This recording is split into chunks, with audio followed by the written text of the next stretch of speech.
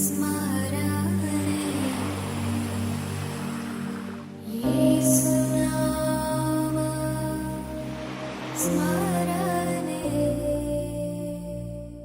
అందరికీ praise Lord. Very good morning to all of you. How are you doing today? దేవుడు మీ అందరికీ చక్కటి వాగ్దానం ఇవ్వడానికి ముందు మీరు అన్ని విషయాల్లో సౌఖ్యంగా ఉండాలని కోరుకుంటూ ఈ వాగ్దానం ఇస్తున్నాడు.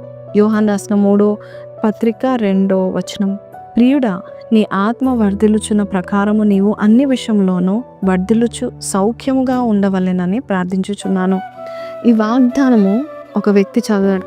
ఆ వ్యక్తి పేరు ఓరల్ రాబర్ట్స్ గారు. చాలా గొప్ప దైవ సేవకుడు. ఆయన మినిస్ట్రీ స్టార్ట్ చేసిన తర్వాత కొన్ని రోజుల తర్వాత ఇంకా బలంగా రివైవల్ మినిస్ట్రీ స్టార్ట్ చేయకముందు దేవుడు ఈ వాగ్దానాన్ని చూపించాడు.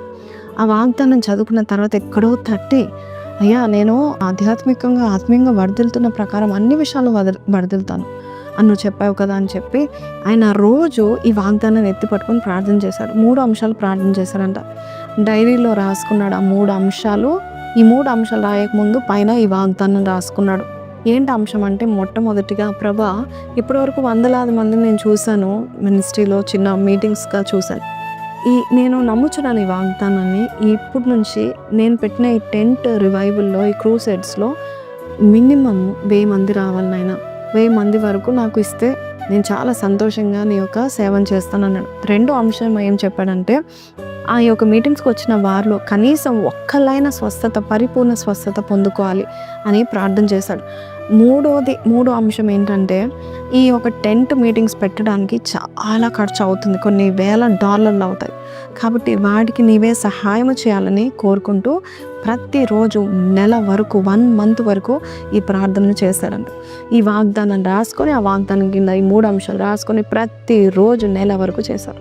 ఈరోజు మీరు వింటున్నారు, ఈ తారీఖున వచ్చే మాసం కల్లా నీవు రాసుకున్న అంశాలను దేవుడు దయచేస్తాడని నెల వరకు నువ్వు ఇలాగే ఈ వాగ్దానం ఎత్తిపట్టుకొని ప్రార్థన చేయలేక సంవత్సరం వరకు 2 నెలలో 3 నెలలో 21 రోజుల్లో ఈ వాగ్దానం ఎత్తిపట్టుకుని అన్ని విషయాల్లో నన్ను వర్ధిల్లింపచేసి నాకు సౌఖ్యమును దయచేయను నువ్వు ప్రార్థన చేయి, దేవుడు నీకు చేస్తాడు. నిజంగానే జరిగింది.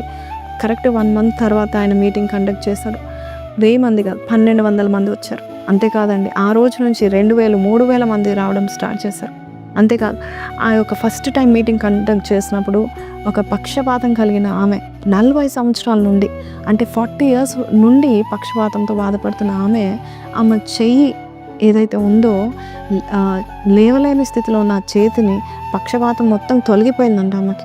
అంటే ఓల్డ్ ఏజ్లో కూడా పక్షపాతం పోయింది, పరిపూర్ణమైన స్వస్థత పొందుకుంది. అలాగే ఈరోజు ఈ మాటలు వింటున్న నీ జీవితంలో కూడా దేవుడు నువ్వు ఏదైతే విశ్వాసముతో ఈ వాగ్దానాన్ని ఎత్తిపట్టుకొని ప్రార్థించి after 1 month you will see the results అని నేను చెప్పగలుగుతాను. 1 మంతే కావచ్చు, ఆయన టైము 3 వారాలు కావచ్చు, 4 వారాలు కావచ్చు, 3 రోజులు కూడా కావచ్చు, మనకు తెలియదు.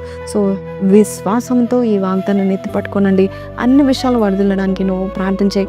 ఈ వాగ్దానం కింద నీ అంశాన్ని నువ్వు రాసుకున్నట్లయితే దేవుడు నేను వర్ధిల్ల చేయను గాక. చిన్న ప్రార్థన చేస్తాను. కళ్ళు మూసుకొని. పరిశుద్ధుడా, మహోన్నతుడవు తండ్రి, ఈ రోజు మాకు ఇచ్చిన ఈ వాగ్దానం బట్టి నీకు వందనాలు. అన్ని విషయాల్లో వర్ధిల్లడానికి మాకు ఇస్తున్న గొప్ప అవకాశం బట్టి నీకు వందనాలు. రానున్న దినాల్లో మేము చూడబోచున్నాము నాయన, రిజల్ట్స్ మేము చూడబోచున్నాము.